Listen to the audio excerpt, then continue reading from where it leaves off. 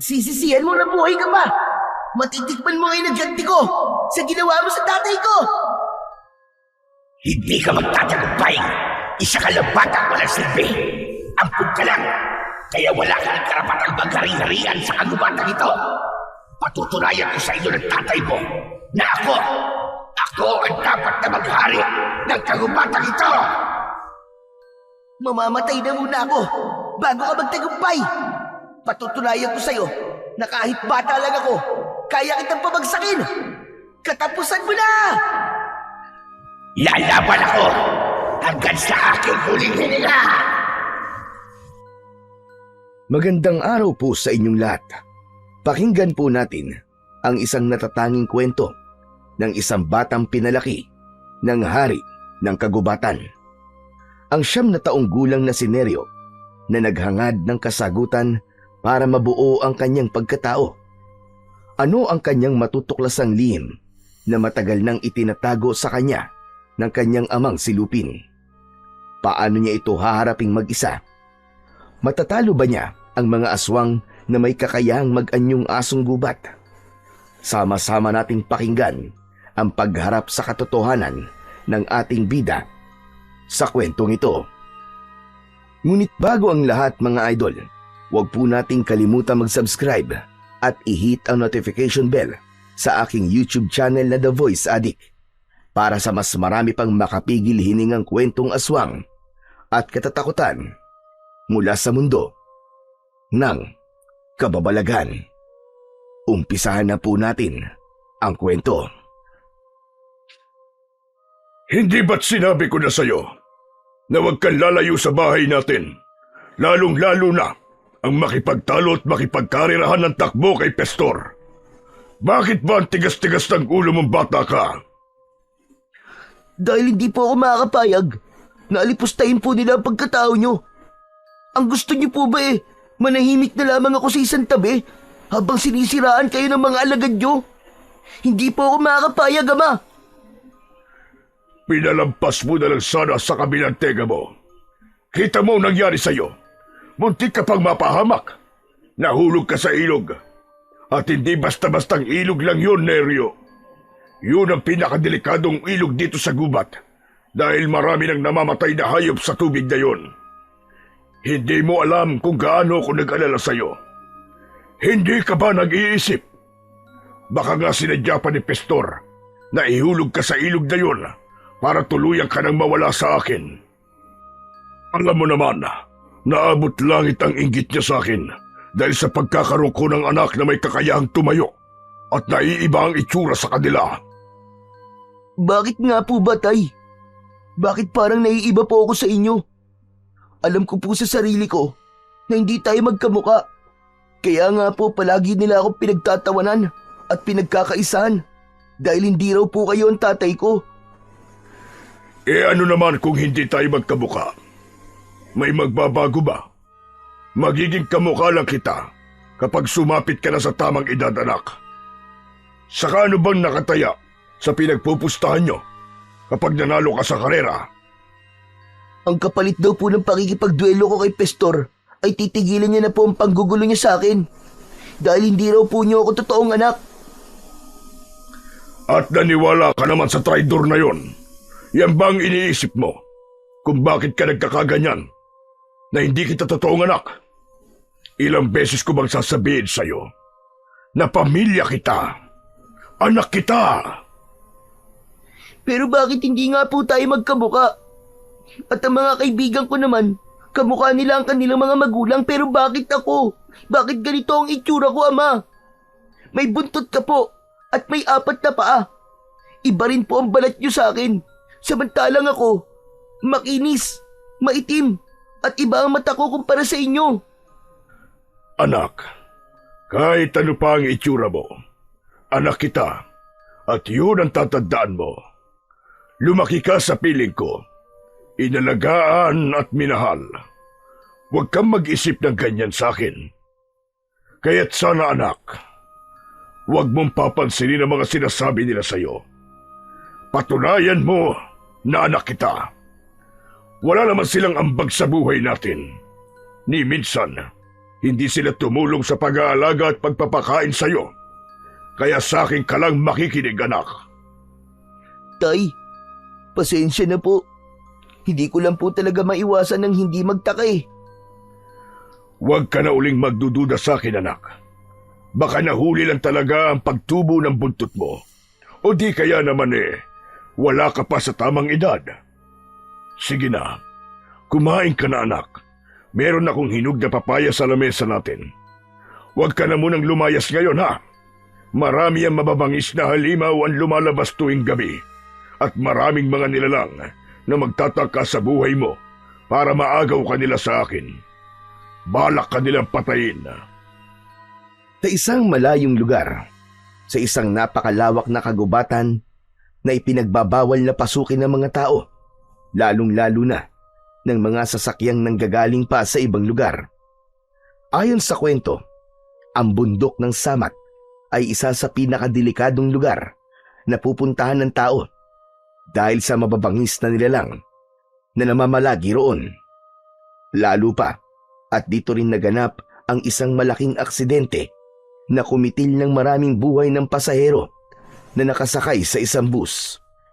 At ayon pa nga sa balita, ay isa lamang daw ang nakaligtas at nawala pa nga raw sa tamang pag-iisip. Kaya hanggang ngayon ay laman pa rin ng balita ang misteryosong nangyari sa kalsada. Magmula rin ng araw na yon ay ipinagbawal na ang pagpasok sa nasabing lugar hanggang sa tuluyan na nga itong inabandona at nagtiis na lamang na sumakay sa tren sa kabilang riles. Walang sino man ang makakapaglarawan ng tunay na ganda ng lugar dahil nga ipinagbawal na sa mga tao ang puntahan ang gubat. Si Nerio ay isang batang lalaki na napadpad sa gubat na yon at pinalaki ng isang malaki at mabangis na leon. Pero dahil sa inggit ng mga asong gubat sa pagkakaroon ni Lupin ng isang anak na kakaiba sa lahat, palagi na itong tinutukso at sinusubukang patayin para mawala sa landas ng hari ng kagubatan. Naniniwala ang mga ito na si Nerio ang papalit sa posisyon ng kanyang ama bilang isang makapangyarihang nilalang sa buong kagubatan. At yun ang hindi matanggap-tanggap ng pinuno ng mga asong gubat na si Pestor. Pero dahil sa kagustuhan nitong matalo si Lupin at maagaw ang trono nito, ay kinaibigan nito si Nerio para pagtangkaang patayin o di kaya naman ay mailayo sa kanyang ama. Tay, may katanungan po ko. Bakit ba palagi na lamang kumukontra sa inyo si Pestor? Hindi pa ba sapat sa kanya na natalo na siya sa duelo nyo? Gusto niyang agawin ang trono ko. Ang gusto niya, siya ang maging hari ng kagubatan. Ilang beses na kaming nagduelo ng asong gubat na yan. Ilang beses ko rin siyang napabagsak at natatalo. Pero wala pa rin siyang kadalaan. Ayaw niyang tumanggap ng pagkatalo. Kaya marahil ikaw ang ginagamit niya para saktan ako. Kaya ang gusto ko ay mangako ka sa akin, anak. Huwag na huwag kang maniniwala sa mga sinasabi niya. Lalo na ang lumapit sa kanya at sa mga kaibigan niya. Mapapahama ka lamang at ayokong mangyari sa iyo yun, anak. Opo, Tay. Pero hindi po ako mananahimik lang kapag narinig ko na naman ang panunukso nila sa akin. Lalo na ang pagsasalita po nila ng masama laban sa inyo. Marami nang naniniwala sa kanya, Tay. Kaya marami na rin po siyang tauhan. Kahit magsama-sama pa sila, anak, hindi ako natatakot sa kanila. Mas natatakot ako kapag may nangyaring masama sa iyo nang dahil sa kanila. Saka hindi sila mananalo sa akin. Nilapitan ni Lupin ang papayang nakapatong sa ibabaw ng lamesang gawa sa sanga ng kahoy. Dahil ang bahay nila ay nasa sanga ng punong nara, pinutol ng kanyang ama ang hinog na papaya saka iniabot sa kanya. Masaya siya sa pagkakaroon ng amang katulad ni Lupin. Bukod sa mabait ay mapagmahal pang ama ito para sa kanya. Kaya nga hindi niya matanggap na maraming galit dito at gustong pabagsakin ang kanyang ama. Muli niyang pinagmasdan ang kanyang kuko kumpara sa kuko ng kanyang ama bago niya tinanggap ang pagkain. Pero hindi siya nagpapalata na nagkakaroon na siya ng katanungan sa kanyang isip. Ayaw niya nang mas lalong lumaki ang gulo. Para mawala ang pagdududa mo, anak, hindi pa ba sapat sa'yo na naririnig at nakakausap mo ko? Ang mga nakatirang hayop sa kagubatang ito, hindi ba't naiintindihan mo rin silang lahat? Patunay lamang yun na isang pamilya tayo rito. Pasensya na po talaga, Tay. Hindi na po mauulit. Ayos na yon. Basta't huwag mong kalilimutan ang mga ibiniling ko sa'yo. Saka huwag na huwag kang pupunta sa tabing kalsada, yung madalas mong puntahan ng mga kaibigan mo. Nakita mo naman na mayroong mga kakaibang bahay sa lugar na yon. Anak, sinasabi ko sa'yo, malulupit ang mga nilalang na nakatira doon. Kahit na anong mangyari, ay wag na wag mong hahayaang makita kanila. Bakit ang dami pong bawal? Natutuwa lang naman po ako sa mga nagliliwanag nilang mga ilaw eh. Tayo po kasi walang ganun. Kung ano lang ang meron tayo, anak, yun lamang din ang pagditiisan natin. Ibang nilalang ang nasa gilid ng kalsada at hindi natin sila mga kauri. Magtatanong pa sana si Neryo sa kanyang ama, subalit iniwan na siya nito. Mabilis itong tumalon pababa ng kanilang bahay. Nahabol na lamang niya ito ng tingin habang kinakagat niya ang isang hiwa ng papaya na nasa kamay niya. Nang mabusog siya sa kanyang mga kinain, ay nahiga na muna siya sa kanyang higaan. Habang nakatingin sa bubong ng kanilang bahay, nagawa naman sa dahon ng anahaw. Nakaipit ito sa sanga ng nara. Hindi niya maiwasan ang hindi magtaka sa ikinikilos ng kanyang ama. Sa tuwing nagtatanong siya sa kanyang ama, ay palagi na lamang itong umiiwas. Lalo na kapag ang pinag-uusapan ay patungkol sa edad niya. Kung ilan lang daw ang guhit na parang bakod sa katawan ng puno, ay yun lang din ang bilang ng kanyang edad. Bigla niyang nahawakan ang nunal niya sa leeg. Ginagawa niya yon kapag nalilito siya sa mga nangyayari sa kanyang paligid. Maya-maya pa ay nakarinig siya ng isang kaluskos mula sa ibaba ng punong kinatatayuan niya. Kaya't dahan-dahan siyang sumilip sa ibaba.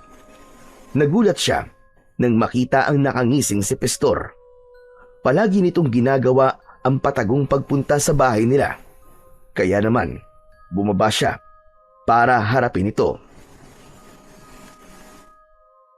Napagalitan ka na naman, ano? Dahil nabalitaan ni Lupin na natalo ka sa duelo natin. Hindi mo ako natalo. Dinaya mo ako, Pastor. Traidor ka. Ang lakas ng loob mo magpakita sa akin. Saka anong ginagawa mo rito? Dinadamayan ka. Hindi ka ba masaya na may kaibigan kang handang dumamay sa iyo? Napagalitan ako ng dahil sa'yo. Isa pa, hindi kita kaibigan. Bakit mo pinutol ang baging kanina? Muntik na akong manunod dahil sa ginawa mo. Makakaalis ka na. Hindi na ako sasama sa'yo kahit kailan. Kung ganon, hindi ka interesadong malaman kung sino ang mga kamukha mo. Hindi na rin ako maniniwala sa mga sinasabi mo. Kahit sabihin ko sa'yong may mga nilalang akong nakita na kaawig mo. Andun sila sa tabing kalsada. Yung bahay na maraming mga ilaw. Pwede ba? Tigilan mo na ako. Kung may plano ka na naman para ilayo ko sa ama ko, pues hindi ka magtatagumpay, Pastor. Makakaalis ka na.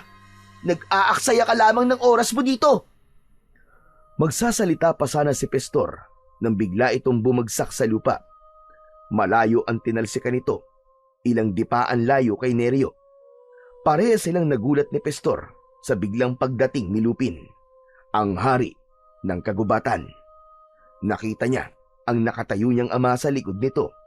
Galit na galit itong humakbang papalapit sa nakahigang si Pastor. Layuan mo ang anak ko kung ayaw mo mamatay sa mga kamay ko. Anak, isa kang hangal. Nakikita mo ba ang itsura niya kumpara sa itsura mo? Patutunayan ko na hindi siya nararapat sa lugar na ito. Kamalasan lamang ang dala ng batang yana. Bata? Tay, bakit po niya ako tinawag na bata? Huwag kang sumali sa usapan namin, Neryo. Umakyat ka na sa bahay. Masyado na madilim ang paligid. Ako na ang bahalang makipag-usap sa kanya. Bakit, Lupin? Ayaw mo bang marinig niya kung ano ang totoo?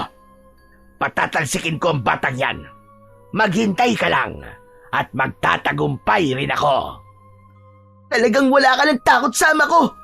Hindi siya magiging hari ng kagubatan kung mahina siyang katulad mo. Tumigil ka! Hari-hari! Kalokohan! Nagkataon lang na walang may gustong lumaban sa kanya. Ni hindi nga namin siya kauri. Isa siyang leon at hindi siya nababagay sa lugar namin. Kayo ng ama mo ang mga agaw ng teritoryo at hindi rin ako takot sa kanya. Wala kang teritoryo dito, Pastor. Kaya tigilan mo na ang paghahangad sa trono dahil walang ganun sa gubat na to. Lahat ay pantay-pantay ang karapatan. Ilang beses ko nang pinatunayan sa lahat na wala kang kakayahan para matalo ako. Kaya sumuko ka na lamang at layuan mo na ang anak ko. Hindi! Patatalsikin ko ang batang yan at hindi mo ko mapipigilan. Galit na napatayo si Pastor habang umaangil at nakalabas pa ang matatalas nitong mga pangil. Tumutulo ang laway nito sa bibig dahil sa matinding galit. Patuloy ito sa pag-atras at bakas sa mga mata nito ang pagbabanta habang palipat-lipat ang tingin sa kanilang dalawa ng kanyang ama. Makakaalis ka na at huwag mo nang guguluhin ang anak ko kahit kailan. Kapag nagkita ulit tayo, hindi na ako magdadalawang isip na paslangin ka. Maaaring lamang kayo ngayon, kaya wag mo akong pagbabantaan. Maghintay ka lang. Darating ang araw na malalaman ni Neryo ang totoo. Pagsisisihan mong nagsinungaling ka sa kanya. Tandaan mo yan, Lupin. Tandaan mo! Tumigil ka! Kaya ka nilalayuan ng mga kaibigan mo dahil ang hilig mong makialam sa buhay ng may buhay. Hindi ka namin kadugo at lalong hindi ka kabilang sa pamilya namin. Isa ka lang nilalang na walang gusto kundi ang sumira ng pamilya ng may pamilya. Ang lakas ng loob mong magsabi ng pamilya. Ewan ko na lang kapag hindi siya nawala sa'yo, kapag nalaman niya kung ano ang totoo. At ikaw naman, Neryo, puntahan mo ang lugar na sinabi ko sa'yo at malalaman mong matagal ka nang niloloko ng tatay mo. Nasugatan tuloy ako. Buwisit! Hindi ako naniniwala sa'yo. Si tatay ang pamilya ko. Kaya makakaalis ka na, Pastor.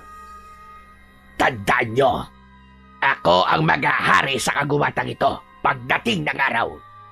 Kapag napunta na sa kamay ko ang mutya ng buhay na bato, kayong dalawa mismo ng anak mo ang ililigpit ko o itatapon sa lugar na walang makakapagbigay ng tulong sa inyo. Ang mutya ba ng buhay na bato ang pinagmamalaki mo? Kahit na kailan ay hindi yun napupunta sa'yo. Dahil ipinagkakaloob lamang yun sa isang nilalang na may busilak na puso. Kaya huwag ka nang maghangad. Isa pa, isang manunugis ng aswang ang may tanga nun. Kaya sigurado kong mabibigo kang makuha yun. At sinong karapat-dapat na magkaroon ng mutya ng buhay na bato? Si Neryo ba? Ha! Nagpapatawa ka ba? Isa siyang tao. Imposibleng makita niya ang mutya ng buhay na bato.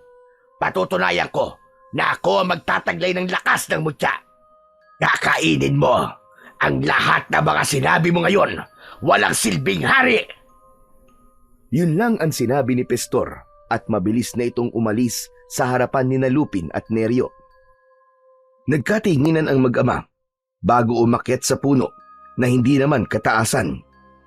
Walang gustong magsalita o magtanong ng tungkol sa mga sinabi ni Pastor, habang si Neryo ay abala sa pag-iisip ng mga bagay na unti-unti nang gumugulo sa kanyang isipan. Matagal na niyang nararamdamang kakaiba siya. Ayaw niya lang saktan ang damdamin ng kanyang ama. Maraming natutunan si Neryo sa kanyang ama, maging sa kanyang mga kaibigan. Alam niya kung paano siya makipag-usap sa mga ito. Maging ang paggamit sa iba't ibang klasing sandata ay natutunan na rin niya mula sa kanyang ama. Sinanay siya nito para matuto siya kung paano niyang ipagtanggol ang kanyang sarili. Pakiramdam niya ay parang may kulang pa rin kahit na ibinigay na sa kanya lahat ng kanyang ama. Parang may hinahanap pa rin siya na kasagutan na magbibigay sa kanya ng linaw kung bakit naiiba siya sa mga ito. Habang nakahiga na siya at katabi ang kanyang ama, ay hindi mawala-wala sa isip niya ang mga sinasabi ni Pastor tungkol sa kanya. Kahit nakapatong ang kanyang braso sa kanyang mga mata, ay hindi siya dalawin ng antok. Hindi mawala sa isip niya ang mga bahay sa tabing kalsada. Matagal na siyang nakatingin sa lugar na yon, pero kahit kailan ay hindi niya nakikita ang mga itsura ng nilalang na nakatira doon. Maingat siyang bumangon habang inaaninaw kung natutulog na nga ba ang kanyang ama. Mabilis ang tibok ng kanyang puso dahil sa naiisip niyang gawin. Sa pangalawang pagkakataon ay muli niyang susuwayin ang kanyang ama. Halos patingkayad siyang naglakad sa paanan nito. Huwag lang siyang lumika ng ingay. Paglabas niya ng kanilang bahay sa itaas ng puno ng nara, ay muli niyang sinulyapan ang kanyang ama na payapa pa ring natutulog sa sanga ng puno. Patawarin niyo po ako, Tay. Pero gagawin ko po ito para sa ikatatahimik po ng kalooban ko. Saka ako na lamang po haharapin ang galit niyo. Sana'y maintindihan niyo po ako.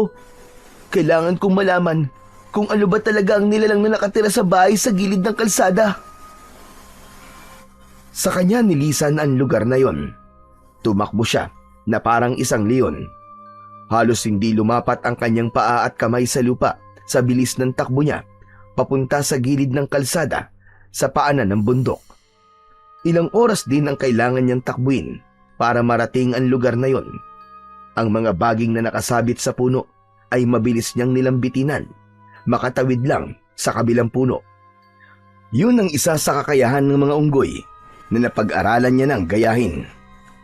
Pagkalipas ng 1.5 oras na pagtakbo, sa wakas ay narating na niya ang gilid ng kalsada. Maraming ilaw, maliwanag ang paligid na parang masayang tumira roon. May mga nakatayong poste sa bawat gilid ng kalsada. Tahimik ang labas ng bahay, kaya matyaga pa siyang naghintay sa lugar na yon. Nagbabaka sakali siyang may makitang mga nilalang na sinasabi ni Pastor na kahawig niya. Kaya ilang saglit pa ay nanlaki ang kanyang mga mata. Nakita niya ang isang lalaki na katulad ng kanyang itsura. Napatingin siya sa kanyang palad habang sinisipat ang kanyang daliri sa kamay. Saka muling titingin sa nilalang na nagtatago rin sa likod ng bahay. Ang kanyang mga kamay, katulad din sa akin. Saka wala siyang buntot. Totoo ang sinasabi ni Pastor. Pero bakit? Bakit sinasabi ni Tatay na wag akong magpakita sa kanila? Matagal na nagtago si Neryo sa makapal na halamang gubat. Kitang-kita niya ang nilalang na nakatayo sa likod bahay na gawa sa kawayan at kugon. Pero nagulat siya sa sumunod na nangyari. Nagbago ang anyo ng lalaki. Humaba ang bibig nito. Ganon din ang tenga nito. Tumubo ang buntot at balahibo ng nilalang.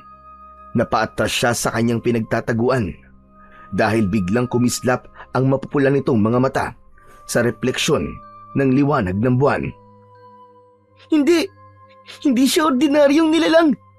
Isa siyang asong gubat na kalahi ni Pastor!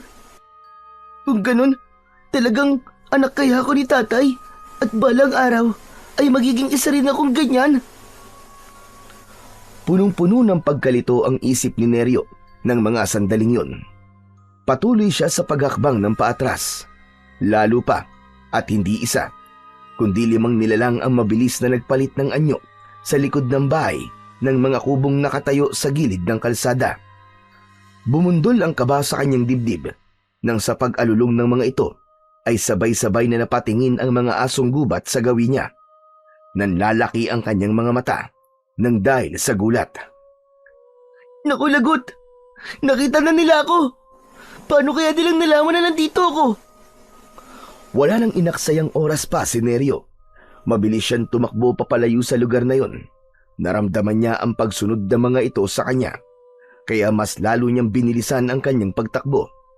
Pero huli na, dahil nagawa na ng mga itong harangan ang kanyang daraanan. Ang 5 asong gubat na may mapupulang mga mata ay nakangising humahakbang papalapit sa kanya. Tumutulo ang mga laway nito habang ikinakaskas ang unahang paa sa lupa. Saka inilabas ang malasangan nitong dila. Sino kayo? Anong kailangan niyo sa akin? Hindi niyo ba alam na anak ako ng hari ng kagubatan? Tila hindi naiintindihan ng mga asong gubat ang sinasabi ni Neryo dahil wala siyang kaalam-alam na iba ang lingwaheng lumalabas sa kanyang bibig.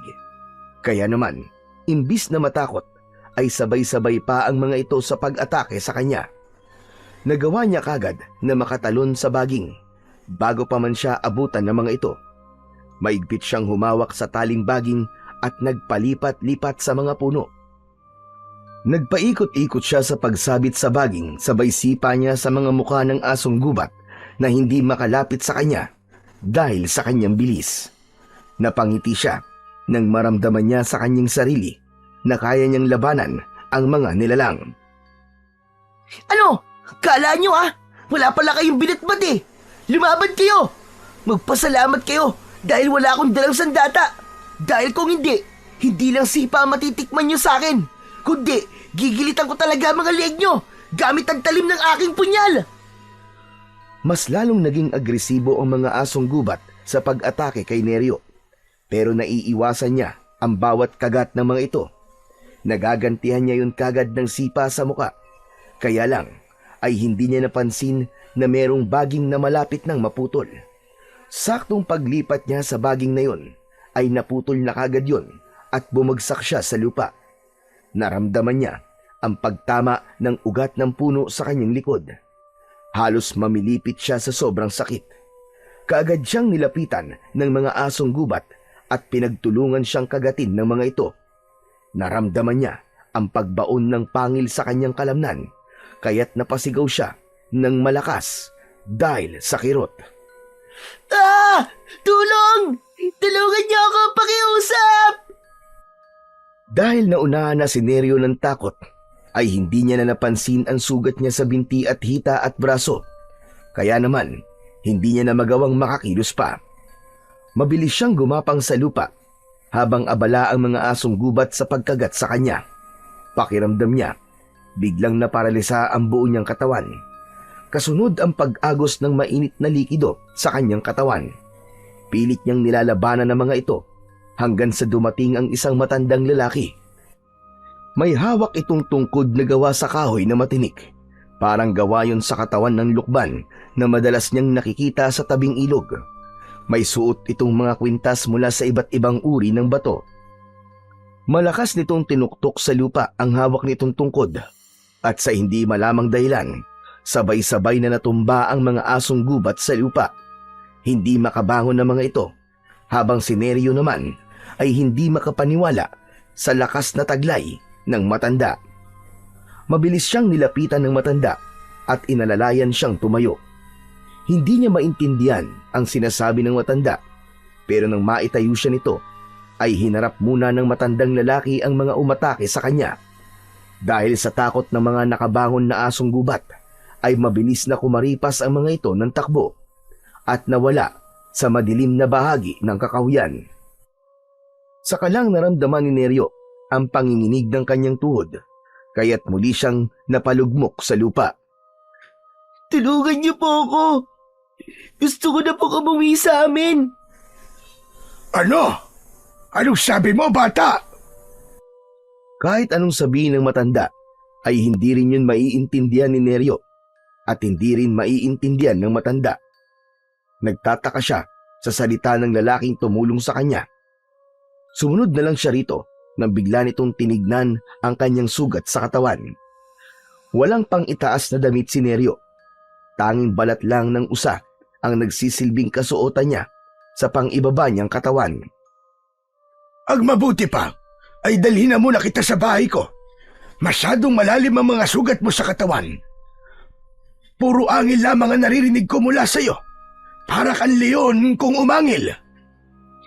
Nakakunot ang noo ni Neryo nang bigla siyang buhati ng matanda. Hinayaan niya lang ito sa ginagawa habang naririnig niya ang hingil nito sa paglalakad. Ilang minuto pa ay nakarating na sila sa bahay na gawa sa kawayan at ang bubong naman ay gawa sa dahon ng anahaw. Katulad yun ng kanilang bubong pero hindi ng itsura ng tirahan. Pagpasok nila sa loob ng bahay ng matanda ay ibinaba siya nito sa upuang gawa sa kawayan. Mabilis itong pumasok sa silid nito at pagbalik ay meron na itong isang uri ng kwintas na may balot ng kulay pulang tela ang palawit.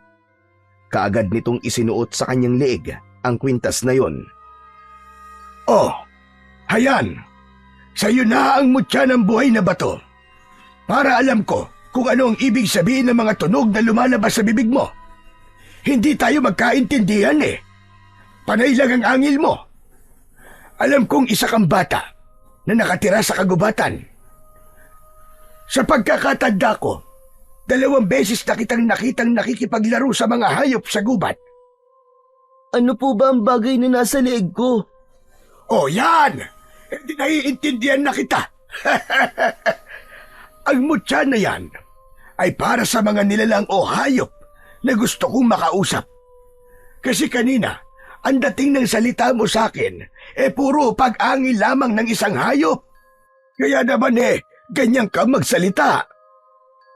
Hindi ko po masyadong naiintindihan kung ano po ang ibig niyong sabihin. Ang mahalaga po naiintindihan niyo na po ang mga sinasabi ko. Kailangan ko nang umuwi sa amin. Nag-aalala na ang aking ama. Tumakas lang ako sa kanya Pero nasa paligid pa rin ng mga aswang na umatake sa iyo kanina. Isa pa, hindi kita papayagang umalis dahil sa mga sugat mo. Ano pong sabi niyo? Aswang? Aswang po ang tawag sa mga asong gubat na may mapupulang mga mata? Hindi sila ordinaryong asong gubat. Sila ang mga nilalang na nagtatago sa anyo bilang isang asong gubat. Ang palatandaan sa kanila ay ang mapupula nilang mga mata. Kauri mo sila, isang tao. Teka, sandali lang. Tao? Tawag niyo sa akin tao? Tama ka. Hindi mo ba alam yon? Isinama kita rito dahil sa magiging epekto ng kagat nila sa sugat mo. Katulad ng sinabi ko, hindi sila mga asong gubat lamang. Sila ang mga aswang na uubos sa mga nilalang na nakatira sa kagubatan. Teka, kanina pa tayo nag-uusap Hindi ko pa alam kung ano ang pangalan mo at kung taga saan ka. Neryo ang pangalan ko at sa kagubatan ako nakatira. Wala po akong ina, pero meron akong ama. Kayo, ano pong tatawag ko sa inyo? Hindi pa rin ako nakakapagpasalamat sa tulong na binigay niyo sa akin at sa binigay niyong kwintas na to. Tawagin mo na lamang akong Lolo Teloy. Dito talaga ako nakatira. Isa akong manunugis ng aswang. Meron akong anak na babae na nakakulong naman sa mental hospital. Nasiraan siya ng ulo dahil sa mga nangyari sa kanya. Pero sa awa naman ng Diyos, ay unti-unti na siyang bumabalik sa dati. Ano? Gusto mo bang iatid kita sa bahay niyo pagkatapos kitang gamutin? Naku, wag na. Malayo ang bahay namin sa lugar na to. Isa pa, hindi yung katulad ng bahay nyo. Ang bahay namin, puno ng narayon, tapos may sahig kami na bilog na kahoy. Mahihirapan lang kayo. Sa katunayan nga, ako lamang ang may gawa nun Kakaibang bahay naman pala ang bahay niyo. Ilang taon ka na ba?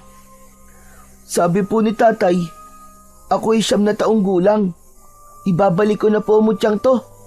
Nabanggit po kasi ni tatay ang tungkol sa mutyang to. At may busilak na puso lang daw po ang karapat dapat na magtaglay nito.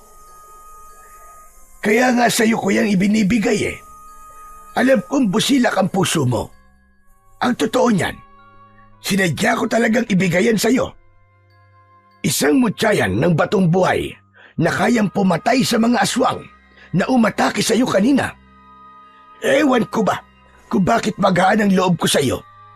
Kahit nung una pa lang kitang nakita habang nakikipaglaban sa mga aso gubat. Hindi ba't nabanggit ko naman sa'yo na pangalawang beses na itong pagkikita natin? Saka, ang epekto ng mutya na yan ay para mas lalo tayo magkaintindihan.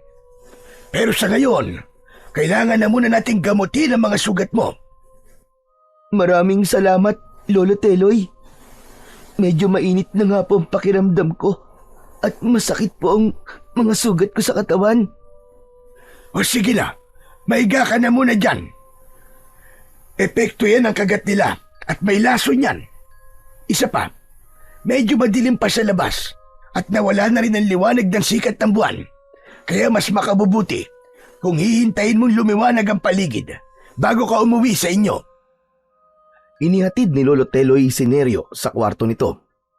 Habang papalapit siya sa higaan, ay palakas ng palakas ang panginginig ng kanyang katawan. Hindi niya mapigilan ang pagtulo ng kanyang laway. Ganon din ang pagtirik ng kanyang mga mata. Kaya nagawa niyang makahiga ng mabilis sa katre na gawa sa kawayan. Ganon din ang pagmamadali ng matanda sa pagbubukas ng lumang aparador nito. Meron itong kinuha sa loob at dahil nanlalabo na ang kanyang paningin dahil sa sakit ng kanyang sugat, pinakiramdaman na lamang niya ang gamot na lumapat sa kanyang sugat. Maya-maya lang ay nawala na ang sakit ng sugat niya, pero ang pumalit naman ay ang pamimigat ng talukap ng kanyang mga mata. Bago siya hinila ng antok, ay naalala pa niya ang kanyang ama. Tiyak na nag-aalala na ito sa kanya kapag napansin nitong wala siya sa tabi nito. Pero kahit na anong gawing pagpupumilit niya na bumangon, ay tuluyan na nga siyang nakatulog. Tirik ang araw nang magising siya sa kwarto ng matanda. Dahan-dahan niyang inilinga ang kanyang paningin sa paligid ng kanyang silid. Bagya na lamang din ang nararamdaman niyang sakit sa kanyang sugat sa kanyang katawan. Nakatulong ang kulay puting tela na benda sa mga tama ng kagat sa kanyang katawan. Maya-maya pa ay narinig niya ang mahihinang yabag ng paa ng matanda.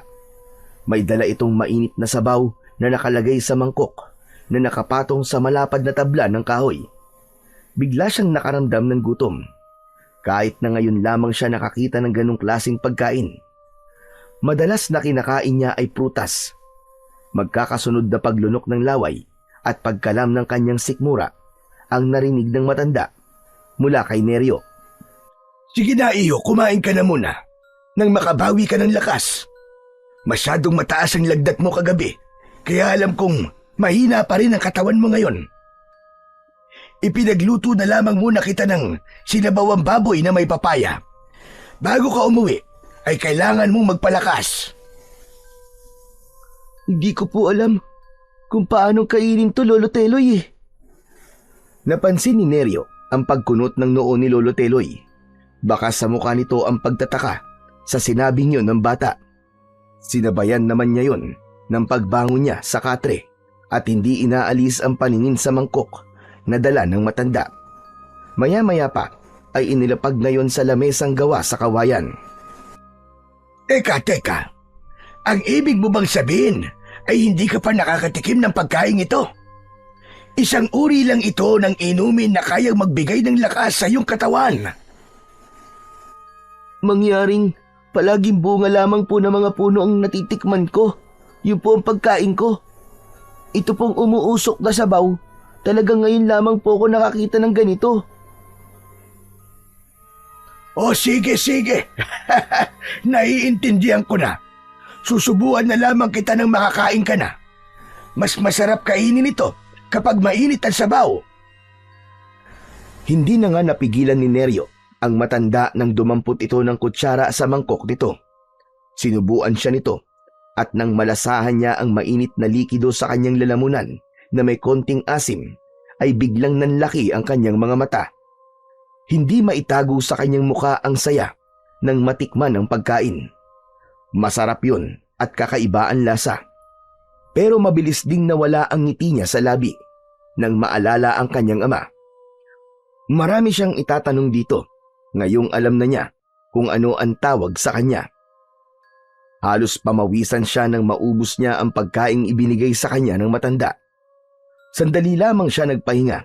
Pagkatapos ay inabutan na siya ng matanda ng isang uri ng kasuotan na ibang-iba sa suot niyang damit.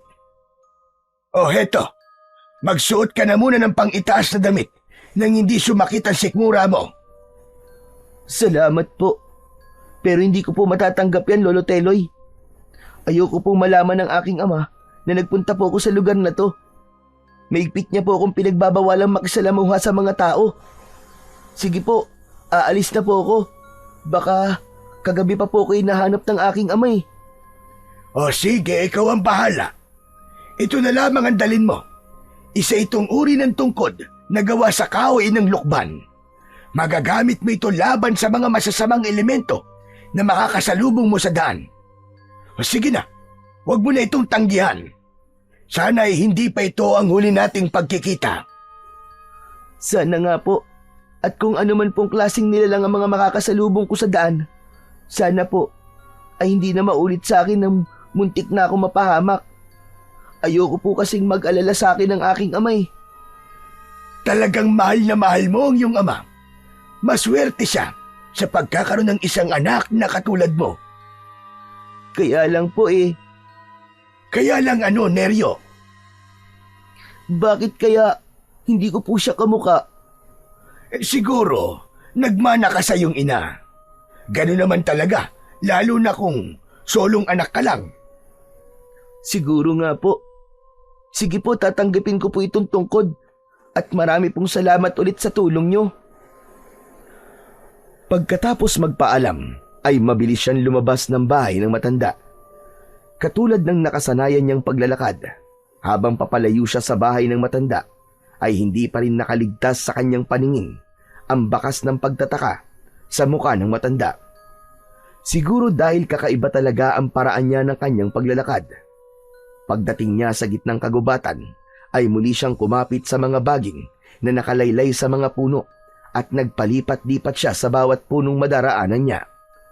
Pero natigil siya sa paglukso at tumalon siya sa lupa nang makita ang grupo ni Pestor na nakaabang sa kanya. Nakangisi ang mga ito na parang nang-aasar at nahuhulaan kung saan siya nanggaling. Alam kong pupunta ka sa lugar na sinasabi ko sa'yo. Aminin mo man sa hindi, may nabubuo ng tanong sa iyong isipan. Ano? Tama ba ako? Tila nang aasar pa ang paraan ng pagsasalita ni Pestor habang naglalakad ito ng paikot kay Neryo. Napansin na rin ito ang mga benda sa kanyang katawan, maging ang hawak niyang tungkod. Pero mas natigilan ito sa suot niyang kwintas. Bakas sa mga mata ng asong gubat na si Pestor ang inggit. Hindi mo na maitatanggi kung saan ka nanggaling. Kaya lang, mukhang huli na ang dating mo. Napabagsak ko na ang iyong ama. Wala na siya. Tiyempong-tiyempong pag-alis mo kagabi. Malaya namin na isagawa ang mga binabalak naming gawin sa kanya.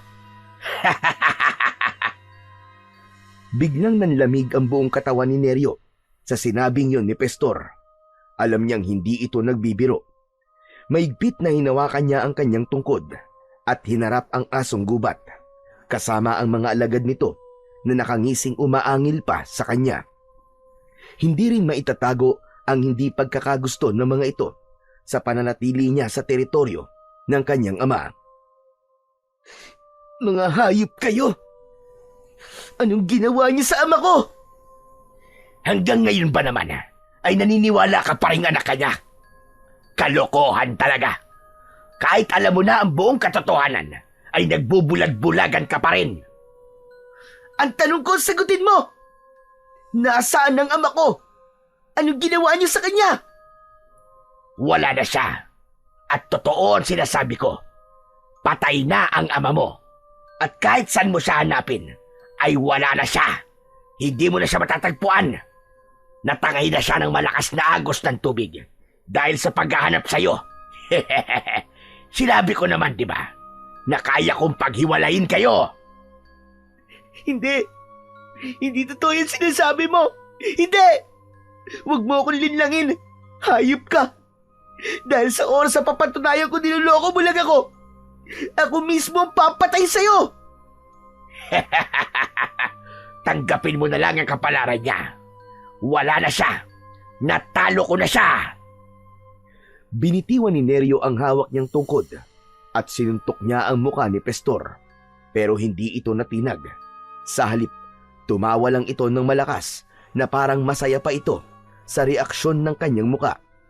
Lalo na nang pumatak ang kanyang mga luha sa kanyang mga mata. Hindi pa siya nasiyahan. Mahigpit niyang sinakal ang leeg nito. Pagsisisihan mong nabuhay ka pa. Matitikman mo ngayon ang ganti ko sa ginawa mo sa tatay ko. Hindi ka magtatagumpay. Isa ka lang batang walang silbi. Ampong ka lang, kaya wala ka rin karapatang maghari-harian sa kagubatang ito. Patutunayan ko sa inyo ng tatay mo na ako ang dapat na maghari sa kagubatang ito. Mamamatay na muna ako bago ka magtagumpay. Patutunayan ko sa'yo na kahit bata lang ako, kayang-kaya kitang pabagsakin. Katapusan mo na! Ah! Lalaban ako hanggang sa aking huling hininga. Magkakasunod na pinagsususuntok ni Neryo ang muka ni Pestor, at nang makakuha siya ng pagkakataon, ay mabilis niyang dinampot ang kanyang tungkod. Buong lakas niyang ipinalo ang kanyang tungkod sa katawan ni Pestor. Nagulat siya nang tumalsik ito sa malayo. Parang may kung anong malakas na enerhiya ang gumapang sa kanyang sandata at nagawa nitong pabagsakin si Pestor. Ang apat nitong mga kasama ay atras abante ang ginagawa. Hindi malaman ng mga ito kung susugod ba o aatras sa kanya. Ano pang hinihintay nyo, mga inutil?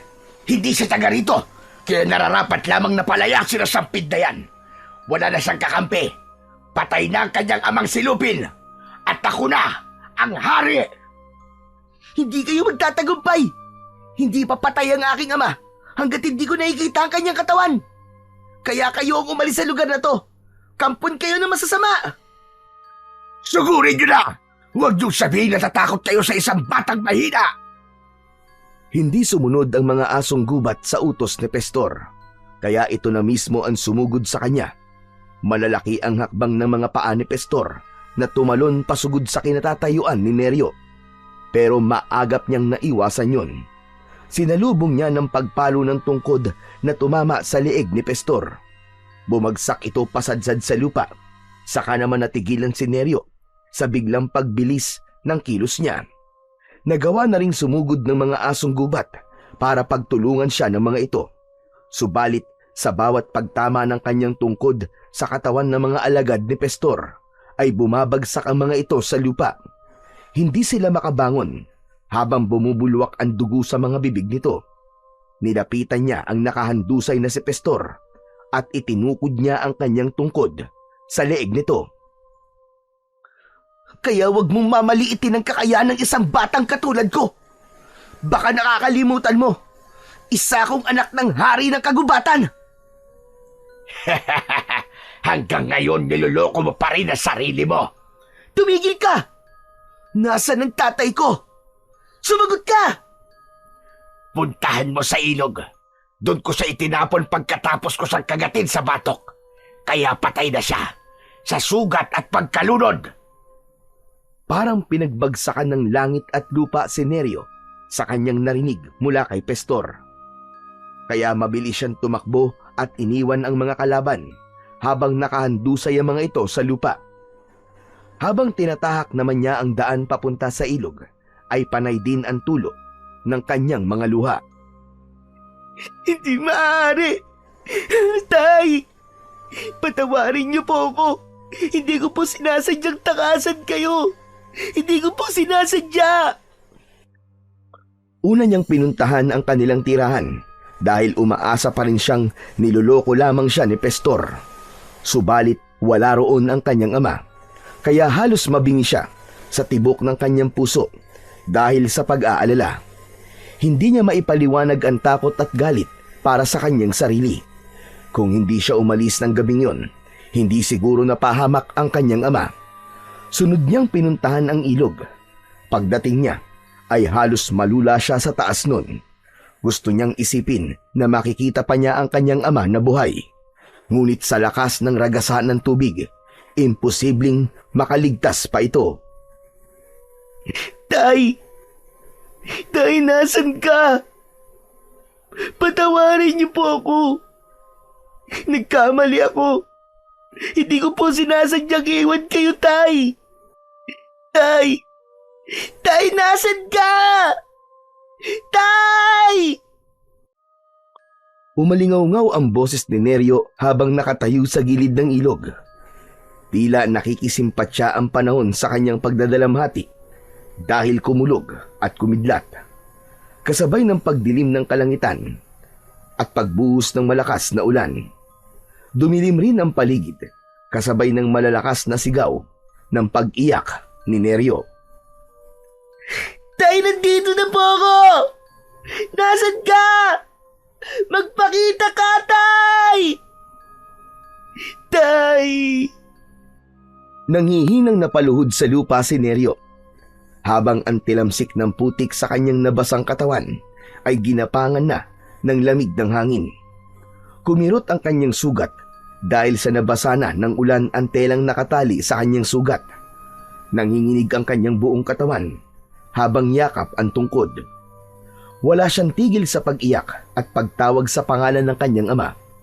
Sobra siyang nagsisisi sa kanyang ginawa. Pakiramdam niya, mag-isa na lamang siya sa mundo. Pagkatapos ng sakit na kanyang nararamdaman sa pagkawala ng kanyang ama, ay napalitan naman yon ng galit para kay Pestor. Pagbabayaran ni Pestor ang ginawa niyang ito sa inyo, Tay. Lahat ng may kinalaman sa pagkawala niyo, mananagot silang lahat sa akin. Tumayo si Neryo at tumingala sa langit habang malakas na sumisigaw. Kaya kitang-kita niya ang pagguhit ng kidlat sa kanyang tungkod at sa suot niyang mutya ng batong buhay. Lumiwanag ang kanyang paningin dahil sa pagtulay ng malakas na enerhiya sa kanyang buong katawan. Nanuot yun hanggang sa kahuli-hulihang piraso ng kanyang ugat. Bigla siyang nanghina, kaya't napalugmok siya sa lupa. Ipinagpatuloy niya ang kanyang pagluha.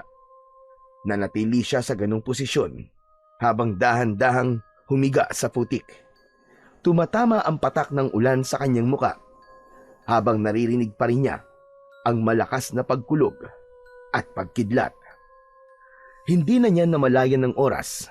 Medyo madilim na nang siya ay bumangon. Pinagmasdan ni Neryo ang hawak niyang tungkod, pati na ang suot niyang kwintas. Hindi siya maaaring magkamali. Nakita niyang nagkaroon ng kulay pulang liwanag ang suot niyang kwintas. Maging ang kanyang tungkod. Isang bagay na sobra niyang pinagtatakahan. Hindi pa rin tumigil ang ulan, pero hindi maitatanggi ang biglang paglakas ng kanyang pandinig, pangamoy at pakiramdam sa paligid. Alam niyang may mga nilalang na nakatayo sa kanyang likuran. Nagbago rin ang simoy ng hangin. Amoy na nabubulok na laman ng hayop. Pamilyar yun sa kanya at alam niya, ito na ang aswang na tinutukoy ng matanda. Dahan-dahan siyang humarap sa mga ito. Tila dito niya gustong ibaling ang galit niya. Kung ayaw niyo pang mamatay, makakaalis na kayo. Pero kung gusto na ninyong tikman ang galit ko, lumapit kayo at hindi ko kayo uurungan. Mahigpit na hinawakan ni Neryo ang tungkod at itinutok yun sa mga nakatayong asong gubat. Tila hindi nito alam kung ano ang nasa katawan niya, kaya imbis na umatras ay pasugod ang mga ito na umatake sa kanya. Sinabayan niya yon ng kanyang pag-ikot sa ere at saktong pagharap niya ay tinamaan ng mga ito sa katawan. Halos lumipad ang mga ito sa lakas ng epekto ng kanyang sandata. Kasunod, ang pagliwanag ng kanyang suot na mutya. Biglang nagtaklob ang mga ito ng mga mata. Tila nasisilaw ang mga asong gubat sa lakas ng liwanag. Sinamantala niya ang pagkakataon, mabilis niyang nilapitan ang mga ito at pinagpapapalo niya ng kanyang tungkod. Sa pagbaon ng tinik ng kanyang sandata sa katawan ng mga ito, bumulwak ang dugo sa sugat at nagkikikisay ang mga katawan na pilit na ibinabaon ang kanilang mga ulo sa lupa. Hindi makontrol ng mga ito ang sariling katawan. Kasunod ang pagkasunog na parang papel kahit na may presensya ng tubig at ulan. Wala, anong klaseng tungkod ba to? Maging ang suot kong mutya. Paano naging ganito ang epekto nito sa katawan nila? Muling sinulyapan ni Neryo ang mga kalaban. Nilapitan niya ito habang gumagapang sa lupa papalayo sa kanya. May sugat na ito sa katawan. Akma na sanang papaluin niya ito ng kanyang sandata nang biglang nagbago ang anyo nito. Naging isang tao na walang suot na damit. Mas lalo nitong hinabol ang hininga nang mawala na ang pagkaaswang nito. Kaya lang, sa muling pagliwanag ng suot niyang mutya ay nasunog na rin ito habang ang mapupulang mga mata ay naging kulay itim. Nagulat na lamang siya sa biglang pagsalita ng pamilyar na boses sa kanyang likuran. Neryo, anak, ikaw ba yan? Paano mo silang napatay? Tay! Tay! Hindi ka po patay! Hindi ko po alam, Tay. Dahil po yun sa sandata ko. Hindi napigilan ni Neryo ang kanyang sarili. Mabilis siyang tumakbo sa kinatatayuan ng kanyang ama. Mahigpit niya itong niyakap sa bewang. Akala ko po, iniwan niyo na po talaga ako. Kanina ko pa po kayo hinahanap. Ano po nangyari sa inyo? Nakausap ko po si Pistor. Ang sabi niya, patay na raw po kayo. Nakaligtas lang ako, anak. Patraidor silang umatake. Mabuti na lamang talaga. At nakakapit ako sa puno at naisip kita. Kaya sinikap kong mabuhay. Saan ka ba nagpunta? Bakit nawala ka bigla sa tabi ko? Patawarin niyo po ako, Tay. Hindi ko po dapat ginawa yon. Naniwala po ako sa mga sinabi ni Pestor. Pero, paano niyo po may papaliwanag ang mga nilalang na ito?